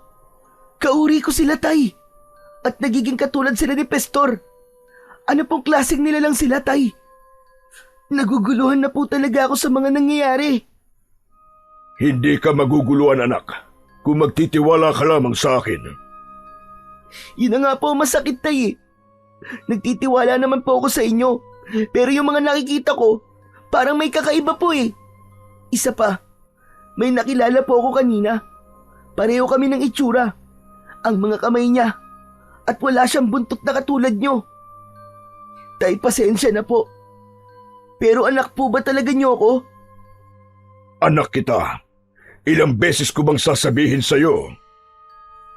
Kagabi lang po ay may umatake po sa akin mga asong gubat. At kapag nasusugatan sila, ay nagiging isa silang tao na kagaya ko. Pati yung Tay. Alam ko na po kaya nakikiusap ako. Huwag po niyong ilihim sa akin ang buong katotohanan. Ampun niyo lang po ako at yun ang totoo. Hindi mo na ba pakikinggan ang mga paliwanag ko, anak? Alam mo kung kano kita kamahal. Magpapaliwanag pa sana si Lupin nang bigla naman dumating si Pestor kasama ang mga alagad nito. Nagulat ito nang makita si Lupin. Nawala ang mapang-asar na angil ni Pestor nang bigla itong lapitan ni Lupin at kinagat kagad sa leeg. Nagpambuno ang dalawa at nabigla si Neryo sa galit na yon ng kanyang ama. Kitang-kita niya kung paanong bumaon ang pangil ng kanyang ama sa leeg ni Pestor. Nagpupumiglas ito, ngunit hindi ito makawala dahil higit na mas malakas ang leon. Kumilos na rin ang mga alagad nito at siya naman ang sinugod. Walang kaalam-alam ang mga asong gubat sa malakas na taglay ng kapangyarihan ng suot na mutya ni Neryo. Kaya paglukso ng mga ito papalapit sa kanyang kinatatayuan, ay sinalubong naman ito ng malakas na pagkalat ng liwanag sa palawit ng kanyang mutya. Bumagsak ang mga ito sa lupa habang umaangil na parang asong nasasaktan. Sina Lupin at Pestor ay biglang natigilan nang makita ang sabay-sabay na pagbagsak ng mga asong gubat sa lupa. Mabilis na lumapit si Lupin kay Neryo na hindi makapaniwala sa kanyang ginawa. Saka lang nito sinulyapan ang mga naunang asong gubat na nasaktan. Paanong nangyari yun, anak? Paanong nagkaroon ka ng ganyang kalakas na sandata? Dahil dito, Tay. Ibinigay sa akin to ni Lolo Teloy. Ang mutya ng buhay na bato. Ano ka mo? Lolo Teloy? Paano mo siyang nakilala? Kilala niyo po ba siya, Tay? Siya ang mahusay na manunugis ng aswang sa Hadikya. Ang mga taong nag-aanyong asong gubat at baboy ramo. Pumapatay sila ng mga nilalang na pwede nilang gawing pagkain. Lalo na ang mga tao. Tay, alam niyo po ang tungkol sa mga tao? Pati na sa aswang na Hadikya? Patawarin mo ko, anak. Pero siguro ay panahon na para malaman mo ang buong katotohanan. Hindi niya masasabi sa iyo ang lahat. Kaya huwag kang maniwala sa leon na yan. Punong-puno siya ng kasinungalingan. Hindi na ituloy ni Lupin ang balak na pagtatapat kay Neryo dahil inagaw ni Pestor ang atensyon ng mag-ama. Kitang-kita ni Neryo ang galit sa mga mata ng kanyang ama habang nakatingin ito sa nakahigang si Pestor. Kahit nasasaktan ito sa sugat na nasa leeg nito, ay nagawa pa rin ni Pestor na sumali sa usapan. Nagpalipat-lipat ang tingin niya sa dalawang nilalang na nasa kanyang harapan. Unti-unti niya nang naiintindihan ang lahat at tanging sila lang din ang makakasagot sa kanyang katanungan. Ang hindi lang niya maintindihan ay kung bakit tila pinipigilan ng kanyang ama na malaman niya ang buong katotohanan tungkol sa kanyang pagkatao. Huwag mo kong piliting patayin ka, Pestor. Hanggat kaya ko pang magtimpi ng galit ko, tigilan mo lang ang pangingialam mo sa buhay namin ng anak ko. Bakit natatakot ka ba? Akala ko talaga napatay na kita. Hindi ka pa natuluyan. Nasolo ko na sana ang buong kagubatan. Ako na sana ang hari ngayon. Bakit ba gustong-gusto mo maagaw ang pagiging hari ko? Ano bang gusto mo mangyari? At pati ang anak ko ay kinugulo mo. Tumayo si Pestor habang nakangising nakatingin sa kanila. Paika-ika itong lumapit sa mga kasamahan nitong hindi pa rin nakakabangon dahil sa malakas na pagkakapalo ni Neryo ng tungkod. Saka ito muling nagsalita. Pinatay mo ang pamilya ko, anak ko at mga magulang ko. Pagkatapos, aasta ka na parang walang nangyari. Imbis na itakwil ka, ay ginawa ka pa nilang hari ng kagubatan. Hindi ba't malaking insulto yon? Alam mong pareho lamang tayong nilalang sa mundo. Hindi ko kasalanan na leyon ako at asong gubat ka lamang. Nahigit akong mas malakas kaysa sayo. Huwag mong isisisi sa akin ang pagkawala ng pamilya mo. Dahil alam mong hindi ko talaga sila maililigtas sa sunog na yon. Kailangan kong unahin ang aking anak. Kung meron man dapat na gumawa nun sa kanila, ikaw yun. Pero nasa ka ng mga sandaling kinailangan kanila. Kasama ka ng mga kaibigan mong iniwan ka rin sa oras ng kagipitan mo. Pagkatapos, ako ngayon ang ginugulo mo. Huwag kang gumawa ng dahilan para malinis ang konsensya mo. Ikaw talaga ang pumatay sa pamilya ko. Tumigil na kayo! Lalong-lalo ka na, Pestor. Tama ang sinabi ni tatay. Wala siyang kasalanan sa'yo. Ikaw ang dapat sisihin. Ikaw ang dapat na tumigil. Wala kang alam dito. Ikaw pa nga ang naging dahilan kung bakit nangyari ito sa amin. Kung hindi dahil sa dala mong kamalasan, hindi kami magkakaganito. Nagulat si Neryo sa biglang pagsigaw ni Lupin na may kasamang pag-angil. Kitang-kita niya ang bakas ng galit sa mukha ng kanyang ama. Inatake nito ang nakatayong si Pestor. Parang napansin niyang biglang nagkulay pula ang mata ni Pestor. Hindi ba't sinabi ko na sa'yo na wag mong pagsasalita ng malas ang anak ko? Talagang kinagalit mo ko. Nang mapansin ni Pestor ang pamumula sa mga mata ni Lupin, pati na ang pagtaas ng balahibo nito sa katawan, ay kumaripas na kagad ito ng takbo, papalayo sa kanyang ama. Pati na ang mga alagad nito ay kumaripas na rin ng takbo. Hinabol ang mga ito ng kanyang ama, kaya naman sumunod si Neryo sa kanyang ama. Kailangan niyang pigilan ang kanyang ama sa gagawin nitong pagpatay kay Pestor. Ay, wag! Tama na! Huwag niyong gawin yan! Huwag kayong papatay! Kasalanan sa kalikasan yan! Tila wala siyang panama sa bilis ng takbo ng mga ito at bigla itong nawala sa kakahuyan. Kahit saan siya luminga, ay tuluyan nang nawala sa kanyang paningin ang mga ito. Maging ang tunog ng yabag ng mga paa ng kanyang ama. Alam niya na kapag naabutan ng kanyang ama si Pestor, ay malalagay sa panganib ang buhay nito, nahahantong sa pagpatay rito. Kaya kahit masasakit ang kanyang katawan, ay pinilit niyang humabol sa pagtakbo sa mga ito. Halos hindi na lumapat ang kanyang paa sa lupa. Ilang baging din ang kinailangan niyang lambitinan para mabilis niyang mahanap ang kanyang ama. Pero nabigo siya. Ilang minuto ang lumipas ay hindi niya nakita ang bakas ng paa ng kanyang ama. Hanggang sa pagsapit niya sa gitnang kagubatan, tumigil siya sa pagtakbo. Para siyang nabibingi sa katahimikan. Maya-maya pa ay nakaramdam siya ng pag-iinit sa suot niyang mutya.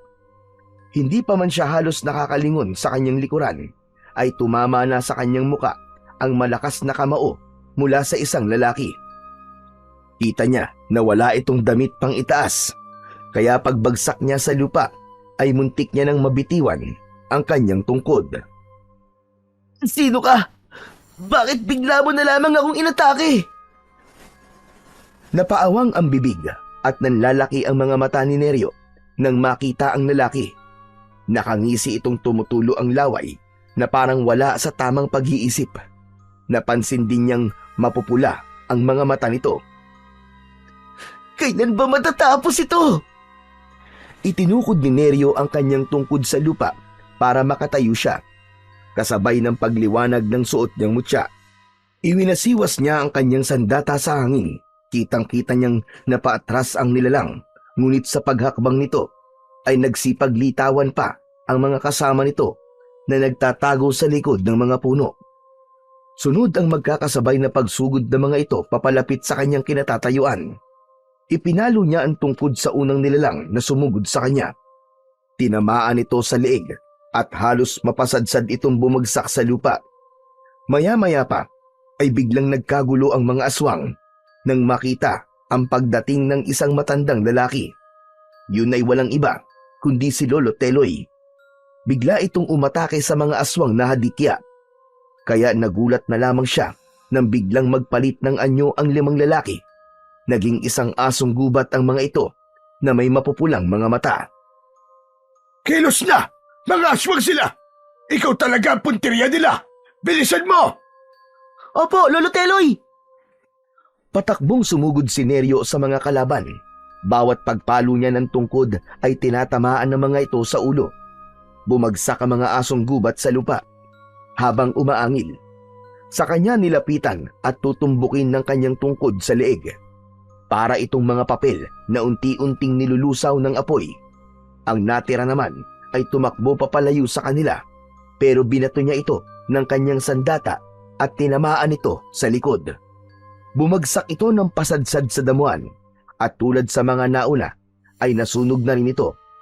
Mabilis na lumapit sa kanyang kinatatayuan si Lolo Teloy. Bakas sa mukha nito ang matinding pag-aalala. Ayos ka lang ba, Neryo? Mukhang kanina ka pang inatake ng mga aswang na yun, ah. Ayos na po ako, Lolo Teloy. Nabigla lang po ako sa pagdating nyo. Bakit pa kayo sumunod dito? Dahil ito talaga ang gagawin ko, Neryo.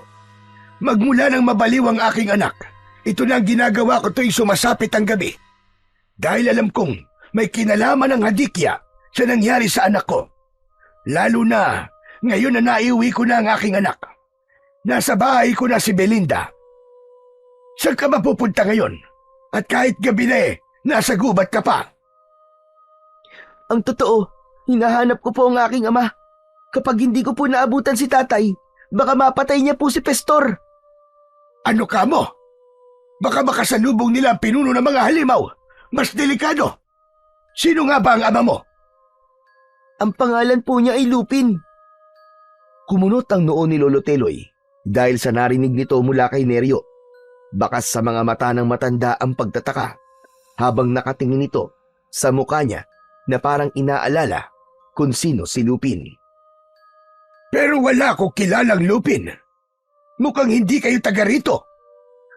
Taga rito po kami sa kagubatan. Ang totoo nga po isa pong hari ang aking ama. Hari, na kung bata ka, hindi ka naman nalilipasan ng gutom siguruhan eh. Bakit kung ano-ano ang mga pinagsasasabi mo? Bakit po? Mukha po bang hindi ako nagsasabi ng totoo? Ay nako, tara na nga. Ang mabuti pa iahatid na lamang kita sa bahay nyo nang makilala ko na rin ang ama mong si Lupin. Baka matulungan niya akong buksain ang mga aswang na yan. Marami na silang napapatay, kabilang ang manugang kong lalaki. Mabuti na lamang talaga at gumaling na ang aking anak sa sakit niya. Nagpatiuna na sa paglalakad si Lolo Teloy. Sabay dampot naman ni Neryo ng kanyang tungkod sa binagsakan lupa ng asong gubat na binato niya kanina. Habang ang kanyang dibdib ay para ng binabayo ng maso dahil sa pag-aalala sa kanyang ama. Hindi siya mapakali sa kanyang paglalakad, kaya naman hindi na siya nakatiis. Lolo Teloy, kailangan ko pa pong hanapin ang ama ko Nag-aalala na po talaga ako sa kanya. O sige, sasamahan kita.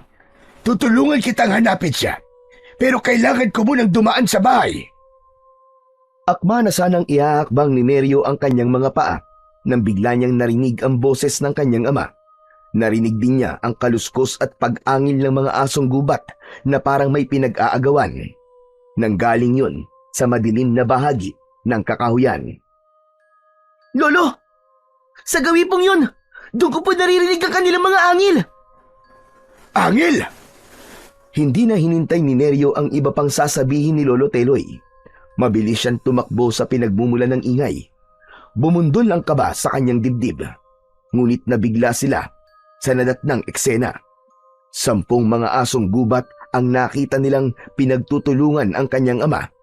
Sugatan na ito at maraming dugo sa katawan. Tila pinagsakluban ng langit at lupa si Neryo nang makitang hindi na halos nakakagalaw ang kanyang ama dahil sa mga pangil na bumaon sa katawan nito.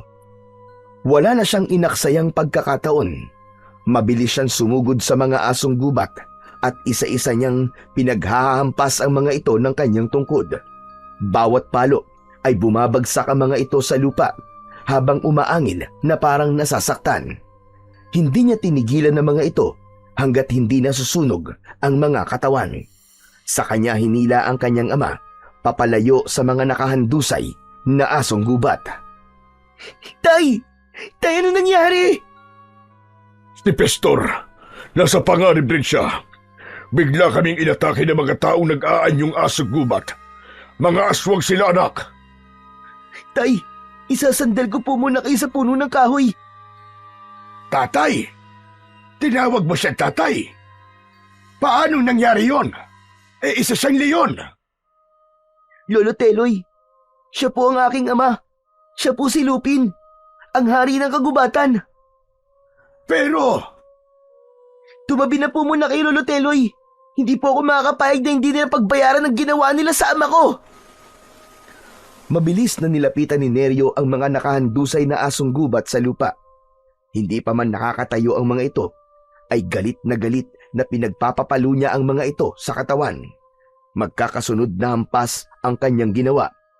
Bigla rin na tumulong si Lolo Teloy sa kanya at sa husay nito sa pakikipaglaban, ay mabilis din itong napatumba ang mga aso.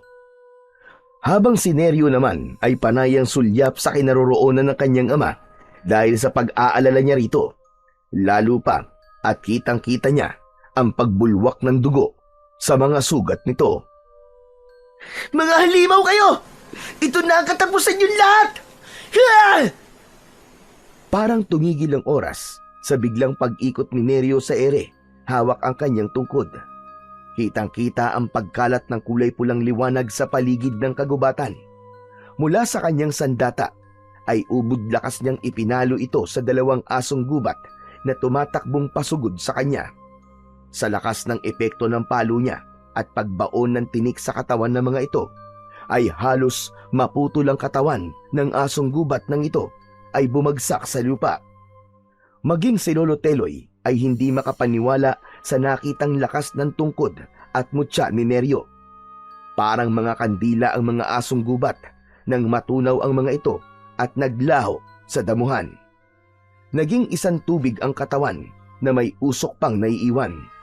Sa kanya nilapitan ang kanyang ama, nahabol ang hininga habang nakasandal sa puno.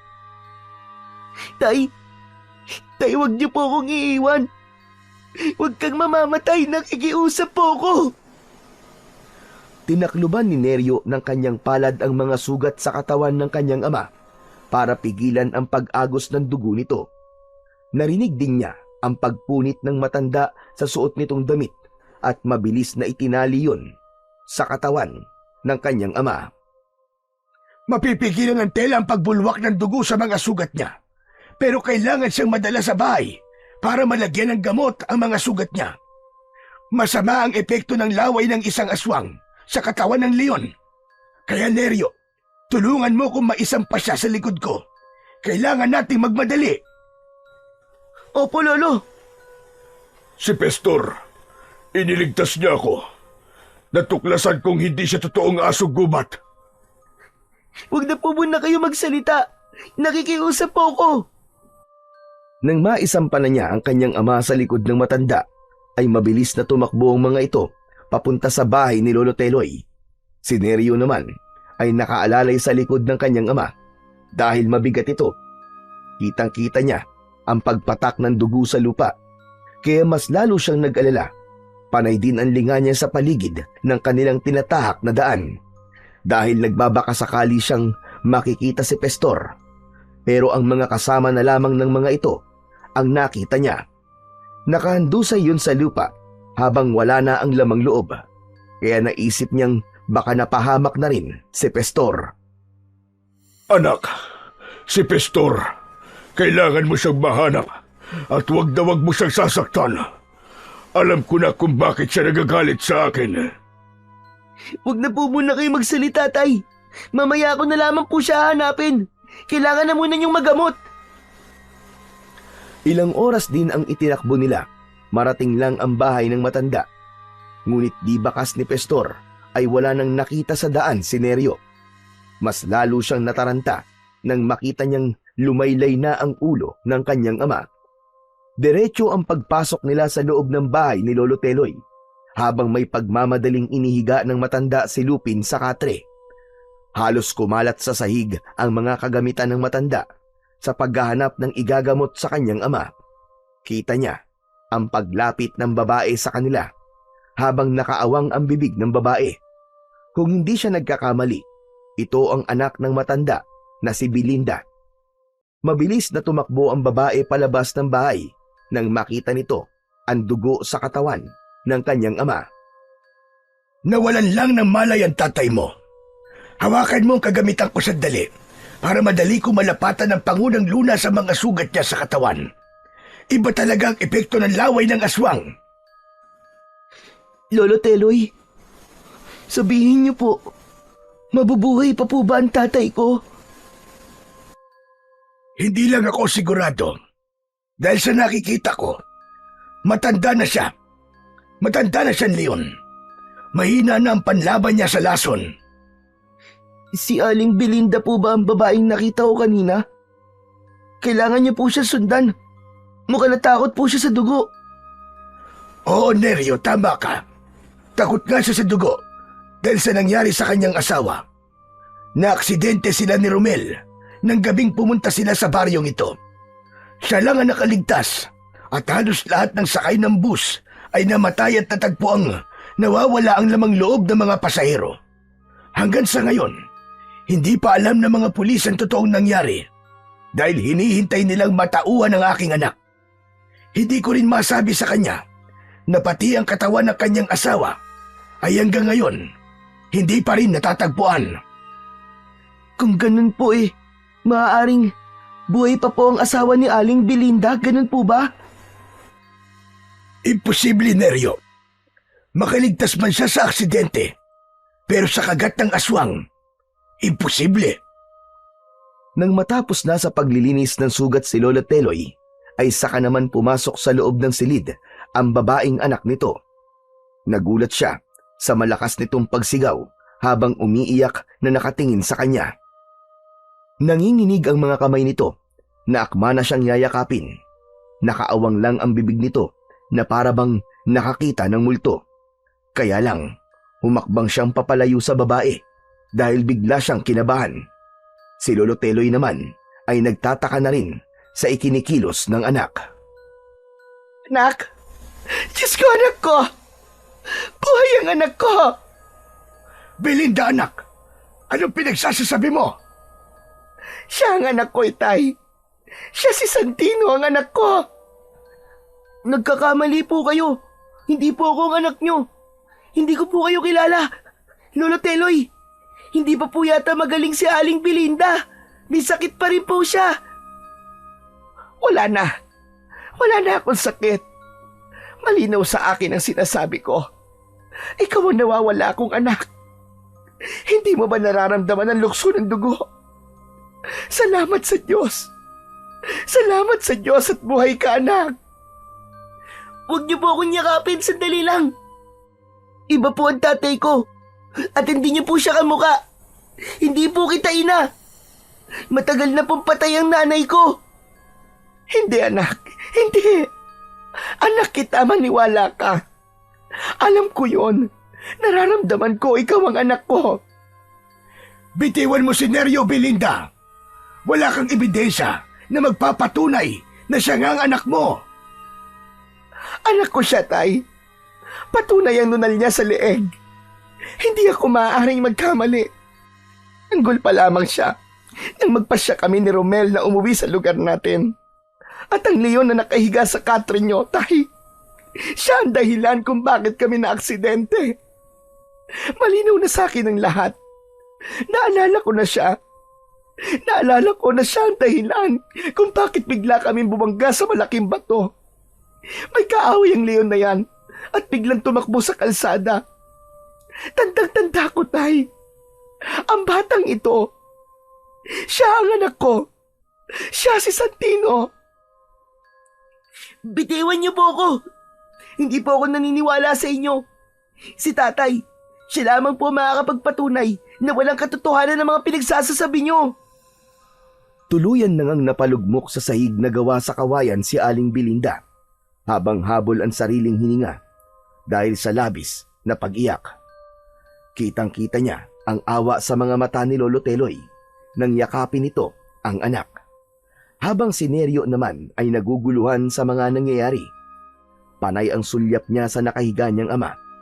Nalilito siya kaya hindi niya namamalayang tumutulo na pala ang kanyang mga luha. Habang nakatingin siya sa humahagulgul na iyak na si Aling Belinda, hindi niya maipaliwanag ang sakit na nararamdaman niya habang nakikitang umiiyak ang babae. Parang pinipiga ang puso niya ng mga oras na yon. Panay ang tawag nito sa pangalan ng anak. Huminahon ka na muna, anak. Pasensya ka na. Hindi ko talaga alam na may anak kayo ni Romel. 9 na taon ni Tay. Ganun katagal ako nawala sa tamang pag-iisip dahil hindi ko kinaya ang mga nangyari. Tandang-tanda ko ang itsura ng leon na yan. Dahil pumasok pa siya sa loob ng bus. Tinangay niya ang aking anak habang nakabalot sa kanya ang lampin na pag-aari ni nanay. Tay, maniwala kayo. Anak ko ang batang yan. Ako ang ina niya. Nararamdaman ko yun. Alam ko na siya ang aking anak. Pero mahirap para kay Neryo ang tanggapin ang mga sinasabi mo. Hindi siya ordinaryong bata na lumaki sa magandang kapaligiran. Ang kilos niya ay parang sa leon na. Hintayin nating magising ang kanyang ama na si Lupin. Sana nga ay magising pa siya. Dahil sa oras na malaman kong pinatay niya ang anak ko, ako mismo ang papatay sa kanya. Hindi makapagsalita si Neryo Naupo na lamang siya sa tabi ng kanyang ama. Umaasa siyang magsasabi ng totoo ang kanyang ama. Alam niyang sasabihin na ng kanyang ama ang buong katotohanan kanina bago pa lumitaw ang mga aswang. Halos hindi siya nakahinga at hindi inalis ang tingin kay Aling Belinda. Hawak pa rin nito ang sariling dibdib habang umiiyak. Nararamdaman niya ang paghihirap ng kalooban nito. Maging ang sakit ng pinagdaanan nito sa nangyaring aksidente dahil patunay ang malalaking peklat nito sa katawan. Hindi niya alam ang gagawin kung sakaling malantad sa kanya ang katotohanang ina nga niya, si Aling Belinda. Matyagang nagbantay si Neryo sa tabi ng kanyang ama hanggang sa gumalaw si Lupin sa pagkakahiga nito. Napaunat sa pagkakaupo si Neryo at naluluhang nahawakan ang malamig na paa ng kanyang ama. Tay, Anak, nasan tayo? Tay, nasa bahay po tayo ni Lolo Teloy. Kailangan na nating umalis. Bilisan mo, anak. Tay, sandali lang. Sariwa pa po ang mga sugat niyo sa katawan. Saka bakit po tayo aalis? Natatakot po ba kayong malaman ko ang buong katotohanan? Neryo. Neryo, anak. Tay, huli na po kayo. Alam ko na po ang totoo. Nandito rin po ang anak ni Lolo Teloy na si Aling Belinda. Galit na galit po siya sa inyo. Dahil kayo raw po ang dahilan kung bakit nasira ang pamilya niya. Nabaliw po si Aling Belinda dahil sa ginawa niyo. Kayo daw po may kasalanan. Wala akong kasalanan, anak. Walang may gusto sa nangyari. Nasa gitna ako ng laban sa pagitan ng mga aswang na hadikya. Balak nilang atakihin ang bus na sinasakyan nila. Pinigilan ko lang sila, anak. Alam ni Bathala kung ano ang ginawa ko. Inililigtas ko lamang sila sa kamay ng mga aswang. Mag-isa lang ako kontra sa 20 mga halimaw. Nilabanan ko sila. Ang buong akala ko ay patay na ang nanay mo. Kaya kita kinuha sa kanyang kadungan. Ang pagkakamali ko lamang ay nawalan ako ng lakas ng loob para sabihin sa iyo ang buong katotohanan. Tay! Tay, bakit? Bakit niyo po ako pinaniwalang kayo ang tatay ko? Patawarin mo ko, anak. Iniisip ko na kung aalagaan kita, ay makakabawi na ako sa mga buhay na hindi ko nailigtas. Mahal na mahal kita, anak, at alam mo yan. Ito lang ang alam kong sa tingin ko ay tama. Hindi naman kita ipagkakait sa kanila. Malaya ka na, anak, na pumili kung sino ang sasamahan mo. Sa tingin niyo po ba ganun lang kadali yun? Ang hirap, tay. Kayo ang tatay ko at kailangan ko mamili sa inyong dalawa. Hindi ko po kaya, hindi ko magagawa. Masakit din ito sa akin, anak. Dahil minahal kita at itinuring kita parang isang tunay na anak. Kahit na punong-puno ako ng kasinungalingan sa iyo. Pero yun ang alam kong tama. At yun ang kailangan.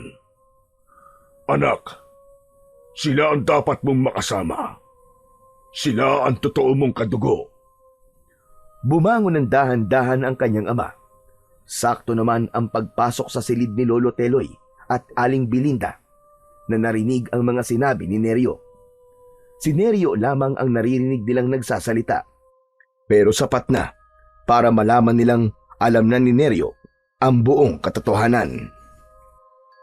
Nay, Diyos ko, salamat sa Diyos.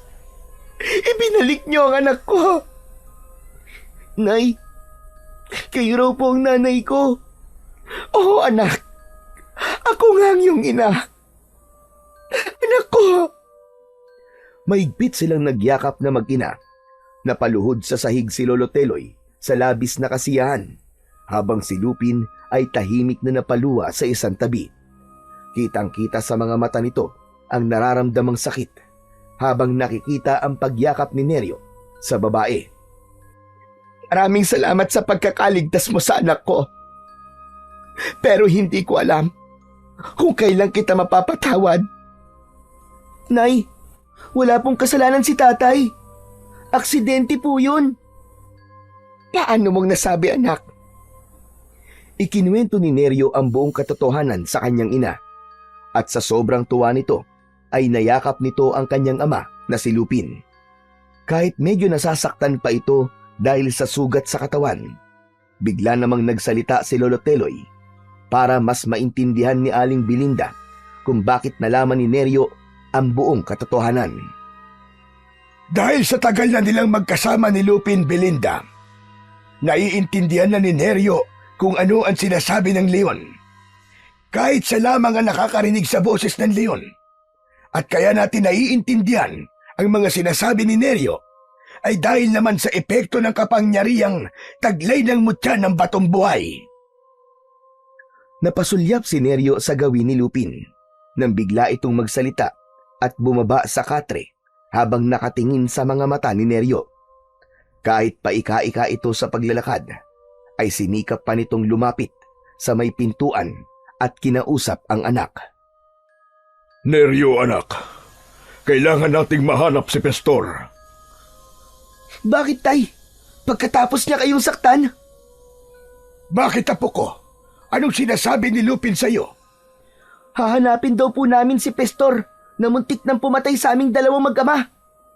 Abay, bakit daw? Anak, kailangan malaman ng nanay mo na buhay pa ang asawa niya. Ang totoo mong tatay, anak. Buhay si Romel. Ano po? Buhay ang ama ko? Anong sabi mo? Buhay si Romel? Opo, Nay. Pero, nasan po si tatay? Siya ay walang iba, kundi si... Hindi na natapos ni Lupin ang mga sasabihin nito kay Neryo nang biglang bumukas ang pinto ng balkonahe ng bahay ng matanda at iniluwa ang sugatang si Pestor. Mabilis na nilapitan ni Neryo ang asong gubat habang nakahandusay ito sa sahig. Para sana ay paluin ng hawak niyang tungkod. Subalit nagulat sila nang makita ang pagbabagong anyo ng asong gubat. Isang lalaking walang suot na damit ang tumambad sa kanilang paningin. Yakap-yakap nito ang sariling katawan habang may malalim na sugat sa braso at sa likod. Nalaman kong isang aswang si Pestor. Nakaligtas siya sa aksidente. Bigla siyang nagpalit ng anyo nang tumama ang kanyang ulo sa bato. Nawala ang kanyang alaala mula ng aksidenteng yun. At nang matauhan siya, ay iniligtas niya ako laban sa mga aswang na hadikya. Muli siyang naging asong gubat nang magpahabol siya sa mga aswang na hadikya. Napataklob ng palad sa bibig si Aling Belinda nang makilala nito ang asawa. Binalutan ito ng kumot sa katawan at niyakap ng mahigpit ni Aling Belinda si Pestor. Hindi naman makapaniwala si Neryo na sa isang iglap ay mabubuo na ang kanyang pamilya. Nagkaroon siya bigla ng nanay at tatay. Kaya lang, may kirot sa isang bahagi ng puso niya. Mapapawalay naman siya sa kanyang ama na una niyang nakasama. Ginamot ang sugat ni Pestor at hindi rin ito makapaniwala sa nangyari. Nalaman nilang kaya hindi nagpalit sa pagiging tao si Pestor dahil nanatili na lamang sa alaala niya ang pagiging isang asong gubat. Kaya naman, nang bumalik ang alaala nito, ay saka lang ito naging tao. Naaalala rin niya ang mga pinaggagawa niya kay Neryo at sobra nitong pinagsisihan at tumingi siya ng tawad sa kanyang anak. Naiintindihan ko po, Tay. Kayo po ang ama ko. Kung ganon, ay nahawa ng pagiging aswang si Pestor. Ikaw man si Pestor o Romel, masaya kong nabuo na ang pamilya natin. Wala akong sasabihin sa mga pulis tungkol sa totoong nangyari. Tutale, naubos na naman ninyo mga aswang sa baryong ito. Yun na rin ang magsisilbing katahimikan sa lugar na ito. Gagamutin kita, Romel, ay Pestor, para matanggal na ang hawa ng pagiging aswang mo. Ang mahalaga ay hindi ka pa naman yata nakakatikim ng karne ng tao. Hindi po, dahil hindi hinayaan ng Diyos na makapanakit ako ng tao at masaktan ang anak ko. Kinabukasan ay magkasamang inihatid ng mag-anak si Lupin papunta sa gitnang kagubatan. Malungkot itong nagpaalam. Mahigpit na niyakap ni Neryo ang kanyang ama sa katawan nito. Para na siyang nauupos na kandila dahil sa sakit na nararamdaman. Hindi niya kayang magkalayo silang dalawa ng kanyang ama. Tay, Sige na anak. Lagi mo lang tatandaan na mahal kita. Paalam anak. tay, wag niyo po akong iiwan. Maraming salamat sa pagpapalaki mo sa anak ko, Lupin. Pwede bang huwag ka na lamang umalis? Isang pamilya na tayo. Anak, sabihin mo sa iyong ina na ako ang magpapasalamat sa kanya dahil pinatawad niya ako. Tay, hindi ko po kayang mapawalay kayo sa akin. Pero matatakot ang mga tao sa akin, anak. Baka saktan lang nila ako dito at dalhin sa kulungan ng mga hayop. Nay, tay, ang sabi po ni Ama, baka daw po saktan siya ng mga tao kung mananatili siya dito sa atin. Kung yun lamang ang inaalala mo, kaibigan, kami ang sasama sa'yo. Tutal, sanay na rin naman ako mabuhay sa gubat. Ako naman pabor sa akin kung sa gubat na tayo titira. Dahil malapit sa halamang gamot, madali kitang magagamot, Pastor. Ako naman po, kung saan sasaya ang pamilya ko, doon din ako. Tay, narinig po ninyo? Sasama daw po kami lahat sa bahay natin, tay. Magkakasama-sama na po tayo nila nanay at tatay doon po sa bahay natin sa gitnang gubat. At hindi lang yon, may bonus pa kayong mabait na lolo. Nagtawanan ang mag-anak. Masaya silang sumama sa tirahan ni Lupin. Nagtayo sila ng maliit na dampa sa gubat at namuhay ng tahimik. Pabor din yun habang ginagamot ang hawa ng pagkaaswang ni Pastor. Tuwang-tuwa si Neryo sa pagkakaroon niya ng dalawang ama. Maririnig ang kanyang mga sigaw habang palipat-lipat sa talimbaging na nakalaylay sa puno habang inaalalayan siya ng kanyang amang leon. Sa kasalukuyan ay nag-aaral na si Neryo sa mababang paaralan ng baryo. Walang nakakaalam sa lihim ng batang pinalaki ng hari ng kagubatan. Hanggang ngayon ay suot pa rin ni Neryo ang mutya ng batong buhay. Wala na siyang mahihiling pa sa Diyos dahil ipinagkaloob na sa kanya ang kakaibang uri ng pagmamahal ng kanyang pamilya. At ito ang kwento at pakikipagsapalaran ng isang batang namuhay ng kakaiba sa piling ng isang makapangyarihang hayop sa gitna ng gubat na isang leon na siyang hari ng kagubatan. At masayang naibalik sa kanyang tunay na mga magulang at sila ay nabuhay ng masaya, payapa at may pagmamahal sa isa't isa.